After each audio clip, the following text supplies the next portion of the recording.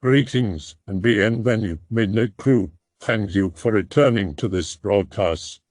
And welcome to new viewers joining us for the first time. If you like a video, then feel free to subscribe. Some viewers may find the following video disturbing. Viewer discretion is advised. Hey/X/. I'll try and keep this as short as possible, but I've got something that might be relevant, and at any rate, I want to get it off my chest. To get it out of the way, I won't be going into specific details about myself or my family, for obvious reasons, but I still feel I need to tell this story. It's been on my mind way too much lately. Anyway, the only bit of contextual information that you need to know about my family is that a close family member of mine committed a mass murder. As you can imagine, this caused a bit of a scandal in the family, and no one wanted anything to do with it. Everyone split off, a lot of us stopped talking, his immediate family were blamed. It was a huge mess. Because of everyone taking a step back, I ended up dealing with a lot of the grunt work, such as what to do with his possessions. Now, the house has always been really weird. I spent a lot of holidays there as a kid and still visited every now and again from college, and because we were close in age, we'd explore the house together.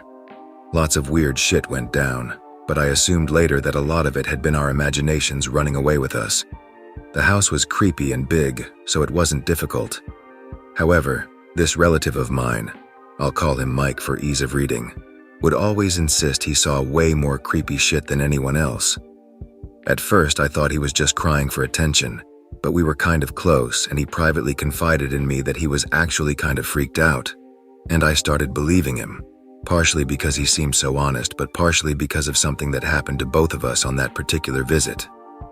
As I mentioned before, we were close in age, so we would share a room when I was visiting. It was the middle of the night, we were passed out, everything was going good. I don't remember exactly what I was dreaming about, but I know that night I had a nightmare, and I woke up at the exact same time as Mike did. Both of us sat bolt upright, and we must have been screaming, because I remember hearing footsteps in the hall and the light going on as someone came in to check on us. I also remember that when the light in the hallway went on, some of the light shone into the room where the door was open slightly, and I saw someone standing in the room with us. I only got a brief glimpse of the figure, but it seemed to be a female, tall, especially for a woman, probably around 6'5", and while I couldn't place what it was about her that looked so strange, she seemed wrong somehow. Like she was stretched out or something, I don't know. I didn't see her face, just the outline of her figure. Parents came in, checked we were okay. I guess they thought one of us had the dream and screamed, and the other woke up and started screaming as well. We sort of rolled with it. Half asleep, kind of still shaken up, and eventually we were left alone. And after a minute or so of silence, Mike said to me, "You saw her as well." I remember how he worded it. It wasn't a question, so I just said I had. I asked him what she was, and he said he'd tell me in the morning. When I asked him at breakfast, he pretended not to remember. I was kind of pissed, but on that day the whole thing didn't seem that scary, and Mike was kind of weird, so whatever, I'm not touching this. The next couple of nights passed normally. And then the night after that, me and Mike were chilling in the bathroom being little shits and messing around with the hand soap. For some reason, we thought it would be hilarious to cover the mirror with the soap. I have no idea why. Anyway, we did this, haha, what a laugh, and then we had to clean it off. Obviously, soap gets thicker when you add water to it, so it was taking us longer than usual. Mike eventually decides to go and get a cloth or something from the kitchen to make it easier, and leave me with our mistake. Almost as soon as he's gone, I get the feeling I'm being watched. I'm thinking, that's it, I've been caught. And I turn to the door with a nice apologetic look on my face. No one's there and I'm kind of relieved, but the feeling hasn't changed. The windows in the bathroom are only partially covered, and I glance over to them just to check. Now I'm on the upper floor, so obviously nothing was there, but when I glanced at the window, I sort of had that really awkward feeling that happens when you accidentally make eye contact with someone who's been staring at you, and then the feeling vanished. Mike got back at this point and asked me WTF I was staring at, and I tell him nothing, but he gives me this look that's basically like, yeah, I know you're talking shit. For whatever reason, he decides not to press it and we clean the soap off, Nothing else weird happened until the last day of the visit. Like I said before, Mike was kind of weird. He would have these periods of time where he would go really quiet, almost like catatonic, and he would just stare at nothing for ages. He would also have times where he would freak the fuck out and scream and throw himself at things. Kind of like a temper tantrum, but nothing would set him off. He'd just go for it. Looking back, it was really strange, but at the time we were both like 9, so it was just a case of calling mom or my aunt or my cousin or whoever was there and older and letting them deal with it. I'm packing up my stuff in the room, and Mike comes in to get something, and we're talking about shit I can't remember now. I'm shoving some games into my bag when Mike just freezes up, and I sort of think, here we go, just ignore him and maybe he'll snap out of it himself. But then he talks. And that's not normal for this because usually he clams up. He just says my name in this really quiet, shaky voice. And I look, and he points over to the corner by the door in the closet. I look, and there's nothing there. So I'm kind of just like, dude, what the fuck? But before I have the chance to say it, I see this weird kind of blur of movement, and then the door opens slightly more and slams shut. Mike starts screaming. I'm actually pretty shaken up because I definitely saw something move from that corner. All hell breaks loose for a few moments while people run in and try and calm him down. I'm insisting I saw it too. By this point, Mike is screaming that he saw something, and my mom gets all pissed off with me for encouraging Mike or whatever. And then we leave, and I don't see Mike for a couple of years thanks to moving around. Gonna speed this shit up a bit. Some weird shit happened in those intervening years. Nothing major like when we both had that dream, but just more seeing shadows and figures, doors and windows opening on their own, feeling like we're being watched, etc. I kind of just pretended I didn't see it, because Mike was getting really badly convinced over whatever he was seeing, and they were trying to get him to see people over it, and I didn't want people thinking I was crazy. And I was worried I was too, because if he was, then I might be, etc. Fast forward to just before all this shit majorly went down. No ages to retain anonymity, but it's been a long-ass time. Over the years, Mike had gone from kind of weird to super fucking weird, so I barely spoke to him. When I did, it would be online over instant messengers and stuff. He wasn't great at conversation, so they usually died pretty quickly, and eventually I gave up for the most part. Then one day he hit me up first, which was fucking unheard of. And he was asking about the night we had that dream, which was also unheard of. He asked if I remembered it, and I said yeah. He asked what I'd seen, and I told him about the female figure, and how she had been really tall and really skinny, and it had been kind of freaky. Then he asked me about what I'd seen in the bathroom, and I barely remembered it until he reminded me, and then I explained about feeling watched, and how it had gone away when I looked at the window. Then I asked what he had seen the day I'd left, and he had freaked out so badly. For a while, I didn't think he was going to reply. He always vanished mid-Insta message, but after about 20 minutes or so, he did. Not gonna lie, I thought he was full of shit, and honestly, it sounds like so much bullshit even writing it out now, but for the sake of telling the story, I'll have to repeat it. He said he saw the same female figure again, but he described her in a lot more detail. He said he had been seeing her frequently for basically his whole life, but that had been the first time he saw her in that much detail. He had the same description as me of her body, unnaturally tall, thin, but he described her hands as being twice as long as a normal hand, with really long fingernails that were in bad condition. He also described her face, which he said was just as long and narrow as everything else, with large eyes and no mouth. He said where her mouth should be, there was kind of a hollow, but it seemed to be covered in skin. I kind of humored him, I guess, because at this point Mike was that family member that's quite clearly insane. I didn't want to outright say I didn't believe him, or make him feel like shit because the kid was obviously mentally ill and couldn't help it. But I didn't really buy it.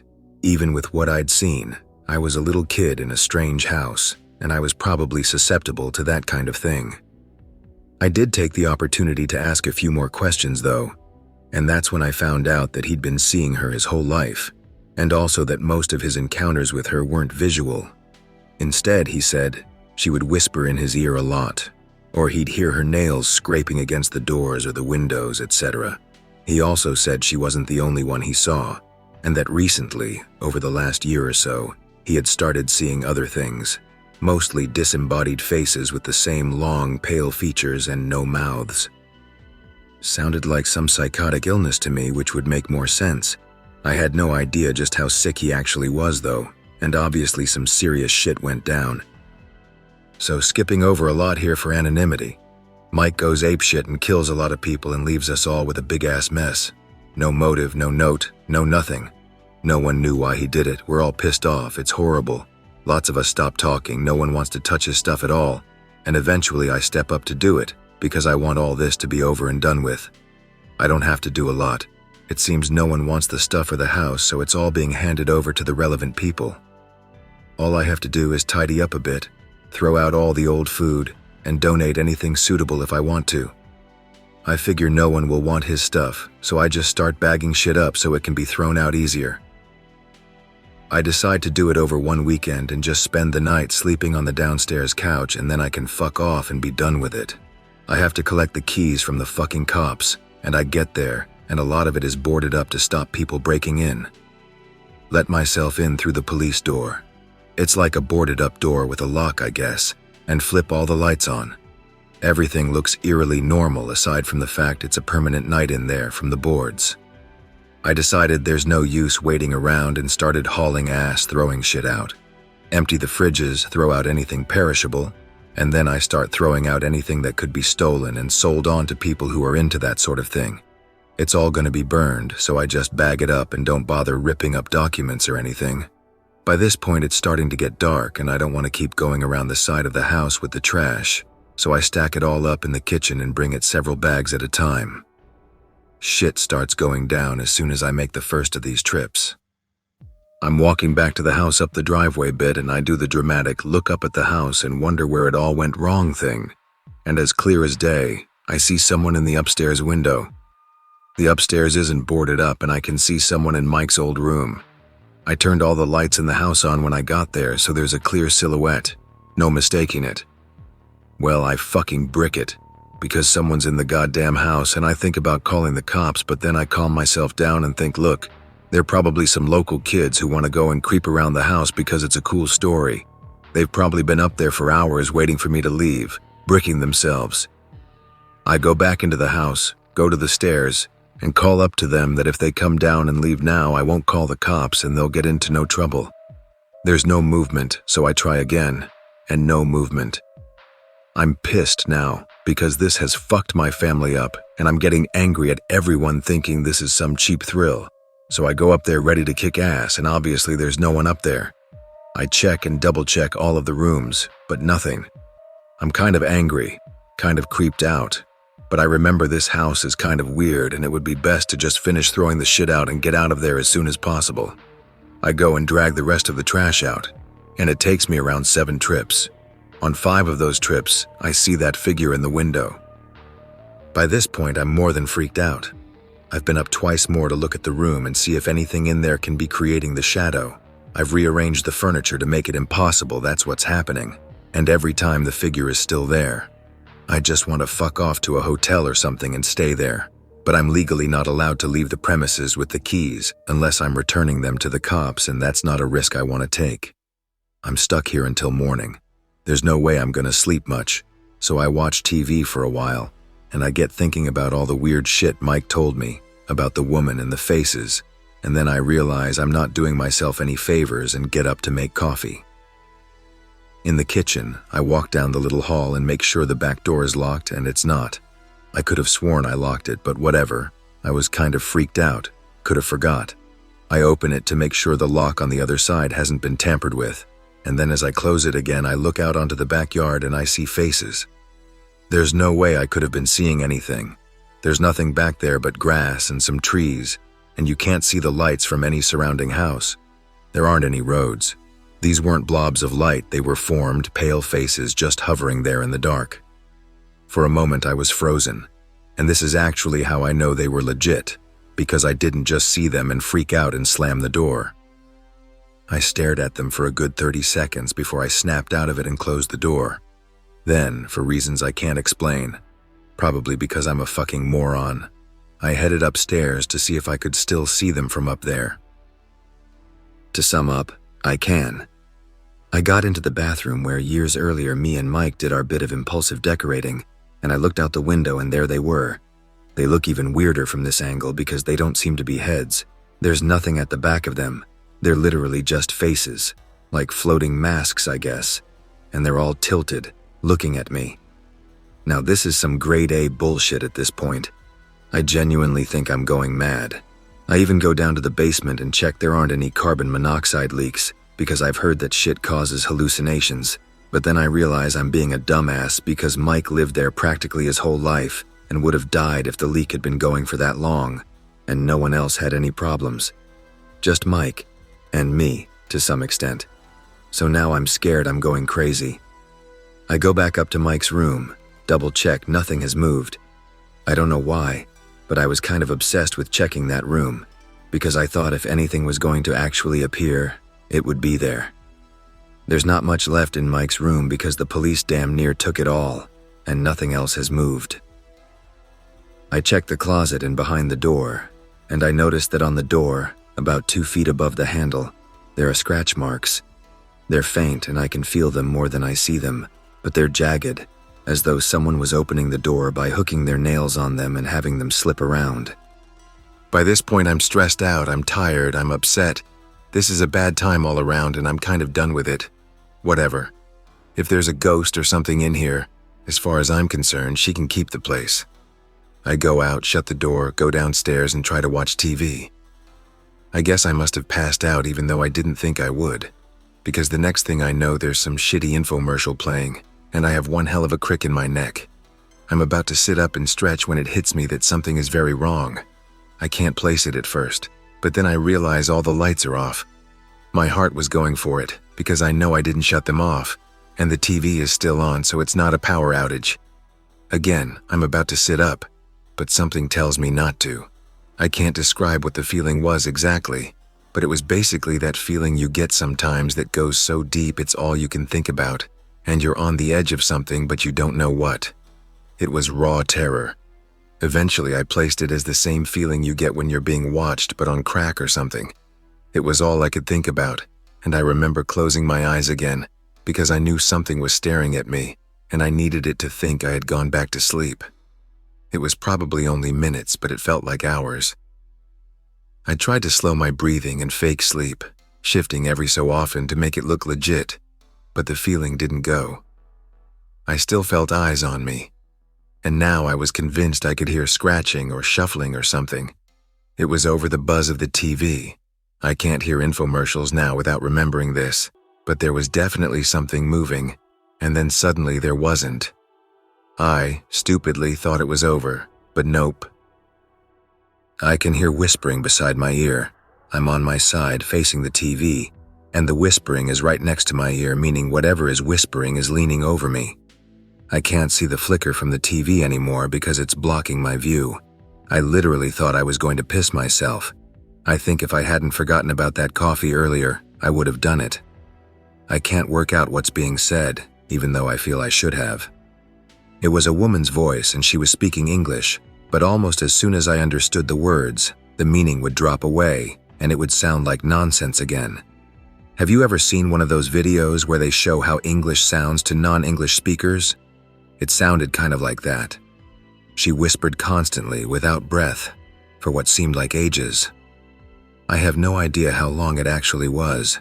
The entire time I was laying there, pretending to be asleep, terrified my eyes would randomly open without my consent and I'd see her there.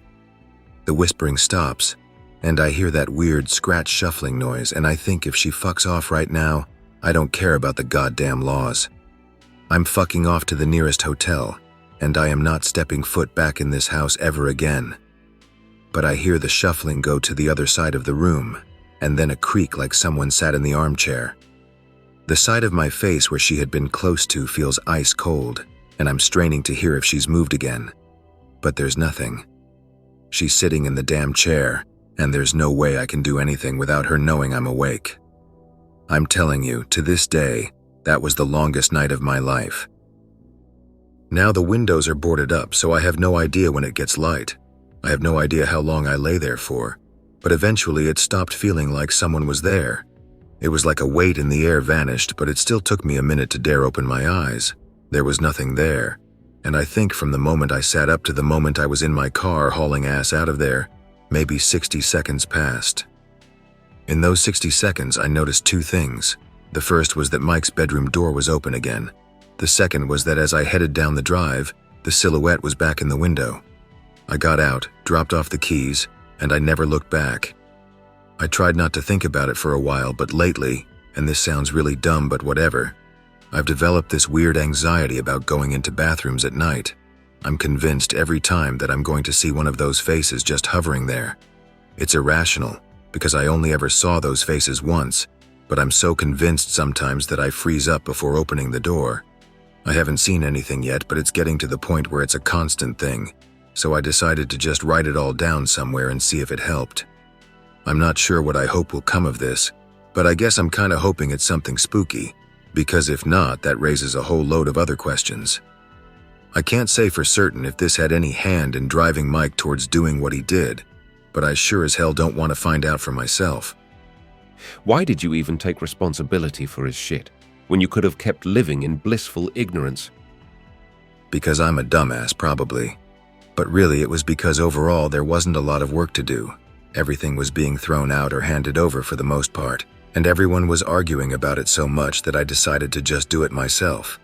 Looking back, blissful ignorance would have been preferable. Another question. Do you know if Mike saw her in other places? He barely ever left the house, but from what I can remember, no. He never saw her out of the house. However, he would sometimes get anxious when we were out and insist that we had to go back because we were late. I have no idea what he meant by that, and he was very weird even as a kid, so no one really questioned it. But it might have been something to do with her. This is pure speculation, but from what I recall, she was always more active. I felt her more. He saw her more, when we had been out of the house for a prolonged period of time. I'm really interested in this. If it doesn't bother you, could you tell us any weird details about the woman? Like, in which part of the house Mike normally saw her? We'll try to help you figure this out. Most of the things I remember about the woman I've written down, like her appearance and the stretch marks she left, and that weird way she had of talking. I guess if I could add anything else, it would be that her speech had a weird sort of rustling quality to it, if that makes sense, like paper or moth wings or something. It was very soft and hardly there, and like I said, the meaning would fall away from her words as soon as I'd registered they were words. As for where Mike normally saw her, primarily in his room, I think. He hung out in his room in the basement the most, and would also avoid the bathrooms at night, though that might have been because of the faces, and not her. So I assume Mike took his own life? He did. Unfortunately, there's no way to ask him about any of this, and anything he might have written down about it was taken by the police. Have you tried talking with them? So far, it sounds like disembodied faces haven't done anything overtly aggressive. I think you're assuming that they somehow possessed and drove Mike over the brink of sanity. Well, you yourself admitted he wasn't the most stable individual. And no offense, you haven't exactly approached this with a clear, non-judgmental mindset either. If it's not too late, I recommend going back with a friend if you need to, and trying to open up a channel of communication in the spirit of friendliness and understanding. What if **U** were a disembodied head, and everyone you spoke to flipped and started screaming for no reason? Sure, it's scary. Spiders are scary, and so are heights. Still though, maybe they need your help. And just think of all the way disembodied heads could be beneficial in your life. It's worth a try. I recommend incense, maybe some cupcakes, balloons, lighten up the mood. On the off chance this isn't just some good role-playing, then something or someone otherworldly chose you to be their ambassador to humanity. Go get 'em. Show these disembodied heads that humans can be cool. Let me tell you something about shadows. A shadow is said to be the spirit of the departed. Certain craft circles were devoted to a specific shadow being, or specific shadow beings for the work they do. They are said to pull your soul into their world momentarily. There is one that is called the Dark Mother, a name given to her. A shadow in female form that is insolent and mocks her way through the life of whomever she chooses. The tall woman is a strange concept. I had one that haunted me for a little while, came to me in a dream. Persistent character in my dreams. In the dream, we were in our ceremony preparations. We went a little overboard in alcohol, and a buddy of mine says we ordered an escort to celebrate the ending of our cycle today. As she sits on the table like an artist, all the guys fight for her. They throw chairs at each other and start fighting. I had slept with her, while everyone fights. Forgetting what they were fighting for, but continuing with their testosterone. Pale skin, about 5'10", green eyes and long, frizzy, curly hair. I woke up. 1 year passes by from the dream, and I'm in the passenger side of the car waiting on a friend, and she passes right next to me and smiles. She has a baby in her arms. Both of them turn around at me and stare at me with black eyes, smiling and laughing. I go ape nuts, like, was it a dream? Is that a succubus? Is there succubus child support? Like, holy crap, by this time I'm terrified. I gather information on similar tales. And someone told me that a lot of the women that present themselves like that are childless women who died young, wishing to have a baby. Or they are in another dimension, pulling you closer to her. So they form a symbiotic relationship with a person or entity per se, through time and space to fulfill a destiny. They harvest within their wombs a spirit. Now, another thing I get from your friend is that he was fixed. Fixed is a soul that has been set up to fulfill something. Fixed souls live with epiphanies and flashbacks of another life. They are controlled all their lives so as to incline them to their destiny. Someone deciphered my story and told me that I was supposed to be a father and that my son to be arrived in another womb to fulfill his destiny. Old tales tell the stories of witches who would make pacts to relieve them of bad karma. They would position themselves in the passage of transmigratory souls where they would birth other women's dead babies. Your cousin became a traveler set upon the calling of spiritual transmigration. He called her, and he is to arrive close to her with all familiarity. She has known him very well as they share the same home. He let his emotions get to him. I hope that you enjoyed tonight's broadcast. If you enjoyed tonight's story, then please subscribe to the channel, as more green texts will appear daily. A new broadcast will appear when the clock strikes midnight Central Time.